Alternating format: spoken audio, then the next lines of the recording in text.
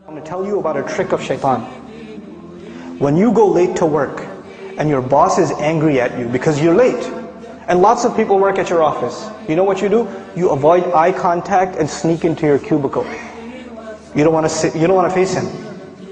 When you have a bad report card and you go home to your family, you're in 6th, 7th grade, you got a bad report card, you sneak into the house. There's no Assalamu alaikum, I'm home. You sneak in and you kind of go and you pass out, you go to sleep.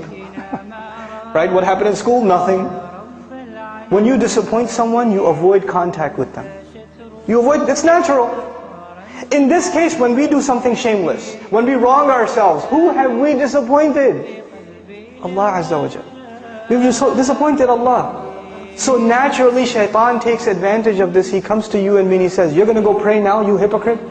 You do this shameless thing, you do this and that, and now you want to go attend a class? Now you want to go do, ibadah? You should be, you're such a two-faced person. So this person says to themselves, yeah, I shouldn't go pray because I'm two-faced. Shaitan takes advantage. He distances you from Allah. And we're embarrassed to go before Allah Azza wa Jal. But the true muttaq, he does something wrong. He does something wrong. And immediately what does he do? He remembers Allah. Dhakarullah. There's not even fa, no thumma, nothing. Dhakarullah, immediately. فَاسْتَغْفَرُوا لِذُنُوبِهِمْ. Then they asked Allah to forgive for their sins. And the word for sins here, dhunub, comes from dhanab actually, a tail. That which you're not proud of. That which humiliates you. Something you did that you're not proud of. And they ask Allah to forgive those embarrassing things that they did. وَمَنْ يَغْفِرُ الذُّنُوبَ إِلَّا اللَّهِ. Who's going to forgive sins if not Allah?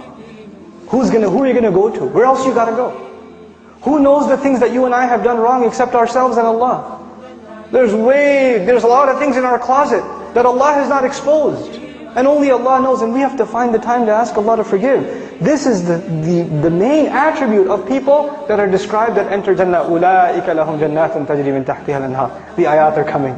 The sandwich between mentions of Jannah. And the last thing I share with you about this final passage, one time I was with my family and we were at a mall.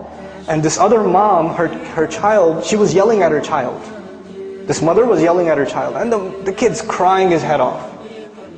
And she even gave him a little, But you know where the child went?